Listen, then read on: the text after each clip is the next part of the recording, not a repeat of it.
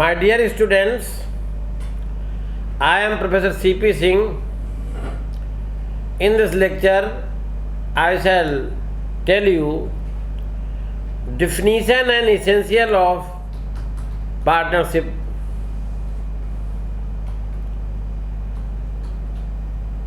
कभी कभी दो लोग जो है, दो या दो से अधिक लोग जो है जॉइंटली बिजनेस करने का एग्रीमेंट करते हैं और उस बिजनेस में जो है जो प्रॉफिट होता है उसको शेयर करने का भी एग्रीमेंट होता है साथ में।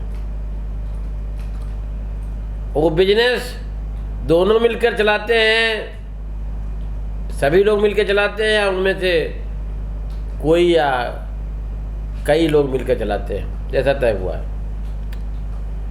तो इसी को पार्टनरशिप कहते हैं। इंडियन पार्टनरशिप एक्ट 1932 का है, सेक्शन 4 में डिफिनीशन दी हुई है। Partnership is the relation between persons who have agreed to share the profits of a business carried on by all or any of them acting for all। कहने का मतलब है partnership कुछ व्यक्तियों के बीच का रिलेशन है। कैसे व्यक्ति? जिन्होंने व्यापार या कारोबार में प्रॉफिट शेयर करने का एग्रीमेंट किया है, एग्रीड हुए हैं। वो व्यापार जो है, कारोबार, उन सभी के द्वारा, उनमें से किसी या किन्हीं के द्वारा कैरी ऑन किया जा रहा है। तो सेक्शन 4 की लैंग्वेज से आपको समझ में आ गया होगा।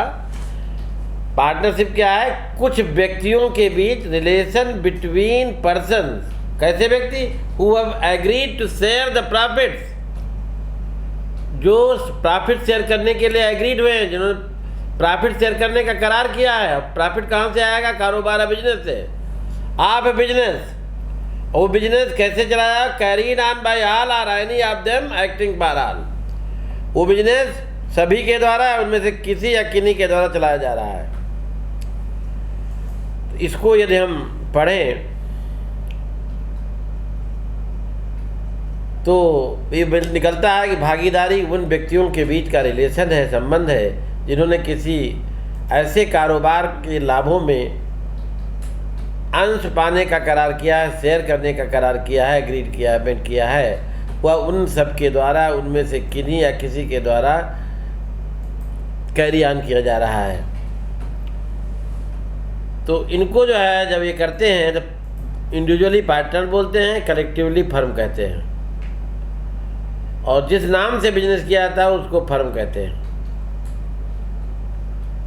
तो वैसे तो जो है पार्टनरशिप जो है कि कहा था कुछ व्यक्तियों के बीच का संबंध कहा सकता है। वो कैसे हो सकते हैं? जिन्होंने आपस में करार किया हो, करार कारोबार या व्यापार करने का किया हो, ऐसा कारोबार या व्यापार उनमें से सभी या किन्हीं या किसी के द्वारा चलाया जा रहा हो सबकी ओर से, और ऐसे व्यापार में होने वाले लाभों को शेयर करने का एग्रीमेंट किया है।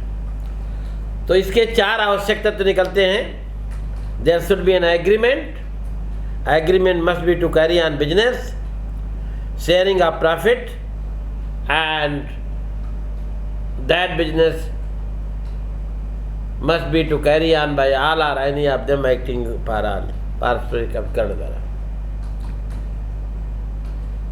तो जहाँ पर दो या दो से अधिक व्यक्तियों के बीच करार किया है, करार कोई कारोबार करने का किया है, बिजनेस करने का, प्रॉफिट शेयर करने का किया है आपस में, और वो कारोबार उन सभी या सब किन्हीं या किसी के द्वारा कैरी ऑन किया जा रहा है।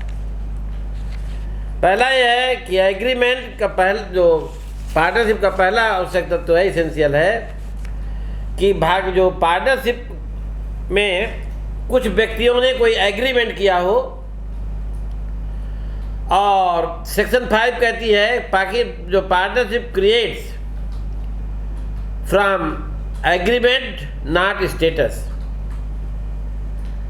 है ना। इसी कारण से विशेषकर जो है हिंदू कुटुंब के सदस्य जो उस हैसियत से कौटुंबिक कार्य कारोबार करते हैं, या बौद्ध बर्मी पति और पत्नी जो उस हैसियत से कारोबार करते हैं, पार्टनर नहीं कहे जाते, क्योंकि उनके बीच जो कंटेक्ट नहीं होता। जैसे पत्नी के बीच जो है आपस में घर में दुकान चल रही है या कोई बिजनेस चल रहा है, पत्नी उसमें भाग लेते रहते हैं, या जो स्वेटर बनने वाले बौद्ध पत्नी वह आया करते हैं, इनके बीच कोई एग्रीमेंट नहीं होता है, बिजनेस पे करते हैं, तो ये इस कारण से ये लोग जो है पार्टनर नहीं माने जाते, है ना।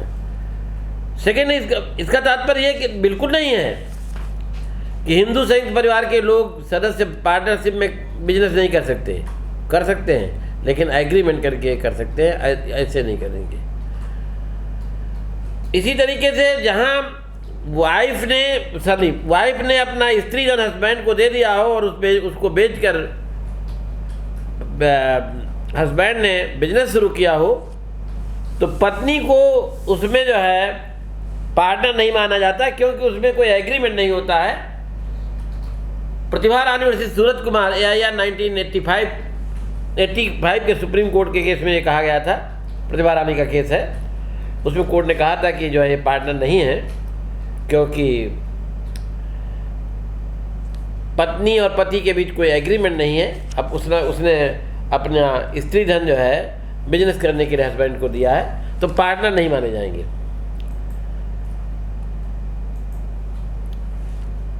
इसी प्रकार जहाँ संयुक्त जो है परिवार के कर्ता की डेथ हो गई है और वो किसी फर्म में पार्टनर था उसका, तो उसकी डेथ पर उसकी पत्नी पार्टनर नहीं हो जाएगी, क्योंकि हिंदू वेद के अंदर पत्नी को संयुक्त परिवार का कर्ता नहीं माना जाता। भागीदारी करार लिखित भी हो सकता है, मौखिक भी हो सकता है, एक्सप्रेस भी हो सकता है, इम्प्लाइड भी हो सकता है। इसके अतिरिक्त जो है ये भी जरूरी नहीं है कि करार रजिस्टर्ड हो। For example, Abdul Badshah versus Century Wood Industries AIR 1954 के केस में पिता के साथ दो भाई रहते थे, पिता की डेथ हो गई, उन्होंने अपनी पिता की जो प्रॉपर्टी सक्सेशन मिली उसे डिवाइड नहीं किया, बांटा नहीं। उसमें एक गार्डन भी था, वो 5,000 रुपये बेच दिया इन लोगों ने और 5,000 रुपये मिला, उससे व्यापार शुरू कर दिया। पार्टनरशिप में पार्टनर्स का आपस में कोई एग्रीमेंट नहीं था उन दोनों भाइयों का, लेकिन ये ऐसा लगता था कि लकड़ी से होने वाले व्यापार को आपस में जो होने वाला लाभ उसको जो है डिवाइड करने का इंटेंशन उनका था। व्यापार में प्रॉफिट के बजाय घाटा हो गया। न्यायालय को निर्णय करने था कि वो पार्टनर थे कि अथवा नहीं थे।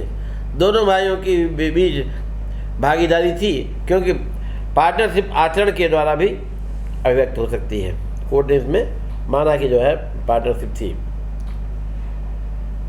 भागीदारी के लिए जो है जरूरी है कि व्यापार करने का, कारोबार करने का करार कुछ व्यक्तियों के बीच हुआ हो, परंतु भागीदारी अधिनियम के सदस्यों की संख्या में कोई उल्लेख नहीं किया गया है। भागीदारी अधिनियम में कितने मेंबर्स होते हैं उल्लेख। कंपनी अधिनियम की धारा 11(2) में बैंकिंग कारोबार करने वाली फर्म में 10 और नॉन बैंकिंग कारोबार करने वाली फर्मों में अधिकतम 20 संख्या निर्धारित की गई थी। अधिकतम 20 सदस्य हो सकते थे। ट्रेडिंग फर्म में 10 और नॉन ट्रेडिंग में 20। कंपनी अधिनियम 2013 की धारा 464 सरकार को फर्म में के अधिकतम सदस्यों की संख्या निर्धारित करने की पावर देती है। सरकार पर छोड़ दिया है कितने मेंबर होंगे। साथ ही साथ ये भी प्रावधान करती है किसी भी भागीदारी फर्म में 100 से अधिक सदस्य नहीं होंगे। मैक्सिमम लगा जो 2 से 100 तक हो सकते हैं। केंद्रीय सरकार ने कंपनी नियमावली 2014 के नियम 10 के अधीन भागीदारी फर्म के सदस्यों की संख्या 50 निर्धारित की है। तो 50 है, 100 नहीं है, न 20 है। अतः किसी भागीदारी फर्म में कम से कम 2 और अधिक से अधिक 20 सदस्य हो सकते हैं। अब ये जो है, ये जो एग्रीमेंट है, a company can become a partner in a firm as it a person in legal terms. Company जो है पार्टनर हो सकती है। A firm is not a person in legal terms as a two partnership firm can't enter into partnership. 2 partnership firm में जो है partnership नहीं constitute कर सकती है। तो एग्रीमेंट जरूरी है और कितने लोगों के बीच है, हमने 2 से 50 के बीच बताया। फिर है करार, कारोबार करना है, टू कैरी ऑन बिजनेस का एग्रीमेंट होना चाहिए। एसेंशियल है भागीदारी का, पार्टनरशिप का, कि जो पार्टनर्स ने कारोबार करने का जो एग्रीमेंट किया हो। कारोबार के अंतर्गत हर ट्रेड, बिजनेस, प्रोफेशन आता है। तो कहने का मतलब है पार्टनरशिप वहीं हो सकती है जहां कोई ट्रेड, बिजनेस, प्रोफेशन हो। ये भी जरूरी नहीं कि परमानेंट नेचर का हो, केवल एक बार के लिए ही पार्टनरशिप हो सकती है। जैसे 2 डॉक्टर मरीजों का इलाज करने के लिए या 2 एडवोकेट किसी मुकदमे में लाभ प्राप्त करने का करार करते हैं, तो ये क्या है, एग्रीमेंट माना जाए, स्थायी होना जरूरी नहीं है। परंतु भविष्य में व्यापार का करार करना भागीदारी नहीं माना जा सकता, केवल भागीदारी के व्यापार का एग्जिस्टेंस में होना जरूरी है। आर शरण रूबेन या 19 जो है 46 के केस में बिजली पैदा करने का लाइसेंस देने के लिए सिविल इंजीनियरिंग कंपनी के नाम से कानपुर नगर महापालिका में कुछ रुपया जमा किया गया था। नगर पालिका ने लाइसेंस देने से मना कर दिया और कंपनी का रुपया लौटाना चाहा। दूसरे पार्टनर्स ने पार्टनरशिप दायित्वों के निर्धारण होने के बाद ही रुपया लौटाने की मांग की। ये निर्धारित हुआ कि कंपनी ने अभी कोई व्यापार शुरू नहीं किया था, इसलिए वो न कोई पार्टनर थी और न ही कोई दायित्व।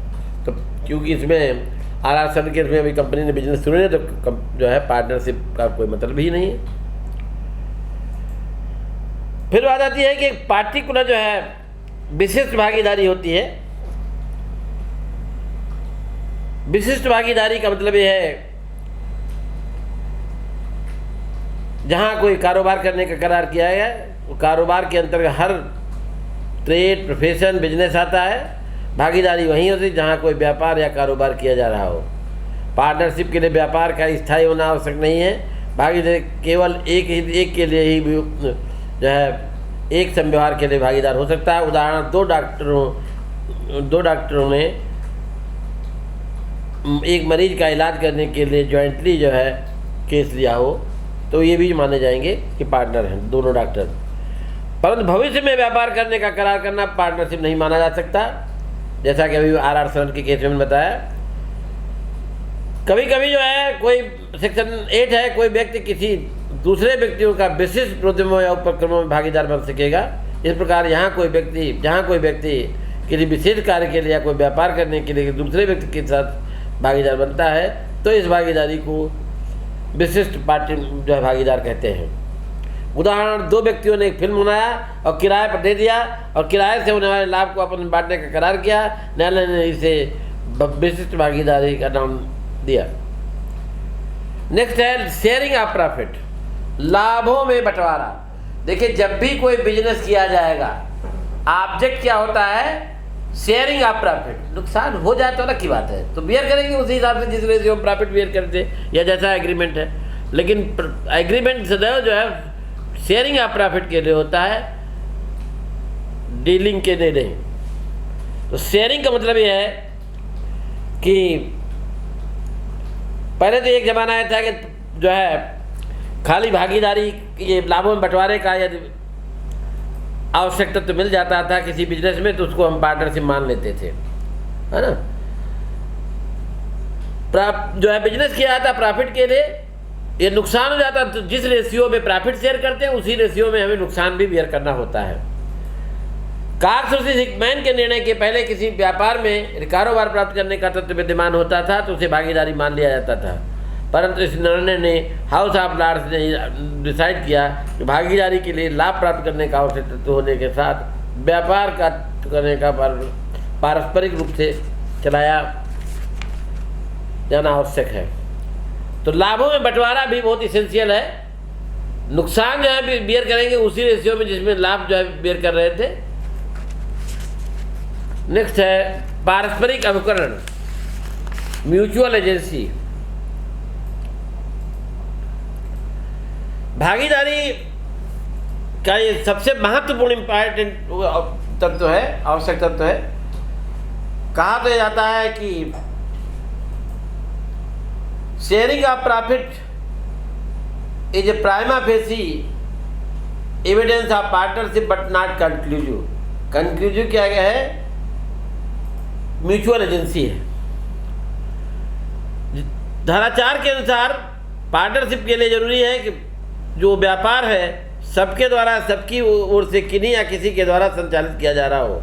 धारा 18 के अनुसार पार्टनरशिप एक्ट इस अधिनियम के उपबंधों के सब्जेक्ट टू ये है कि पार्टनर्स फर्म के कारोबार के प्रयोजनों के लिए फर्म काम करता होता है। उदाहरणार्थ, एक पुस्तक का लेखक जिसे रॉयल्टी मिलती है, प्रकाशक के साथ भागीदारी इसलिए नहीं कर सकता क्योंकि लेखक और उसके प्रकाशक एक दूसरे के विक्रेता नहीं थे। कॉक्स वर्सेस हिकमैन इसी प्रकार का केस है, 1860 का बहुत इंपॉर्टेंट केस है, लीडिंग केस है। एक लोहे का कारोबार करने वाली फर्म थी, फर्म घाटे में आ गई।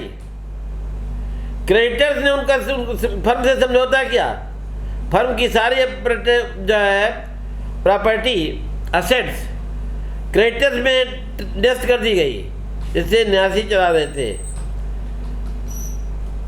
और फर्म का व्यापार करने का अधिकार न्यासियों को दिया गया। फर्म के व्यापार से होने वाले लाभों में से 5 व्यक्तियों को अपना ऋण का समायोजन, फर्म के व्यापार से होने लाभों में से 5 व्यक्तियों का न्यासियों को अपने ऋण का समायोजन, ऋण का समायोजन करना था। ऋण समायोजन के बाद व्यापार लोहे के मूल कारोबारी को लौटा देना था। एक न्यासी मिस्टर हिकमैन थे जिन्होंने कभी भी व्यापार नहीं किया था, यद्यपि उन्हें लाभों में हिस्सा मिलता था। न्यासियों ने हिकमैन से कुछ को खरीदा जिसका भुगतान नहीं हुआ। हिकमैन द्वारा बाहर ला जाने पर निर्धारित हुआ कि हिकमैन भागीदार नहीं थे क्योंकि वो फर्म के कारोबार में संचालन भाग नहीं लेते थे। Mollwo March and company versus court of wards 1872 के मामले में 2 अंग्रेजी व्यापारी कलकत्ता में व्यापार करते थे। राजा प्रताप चंद ने उन्हें लोन दिया था और उन व्यापारियों को कुछ मामलों में राजा के कंट्रोल में काम करना था। राजा ने 20% लाभ से मिलता था। यह मात्र व्यापार में लाभ प्राप्त करने से कोई व्यक्ति पार्टनर नहीं हो जाता।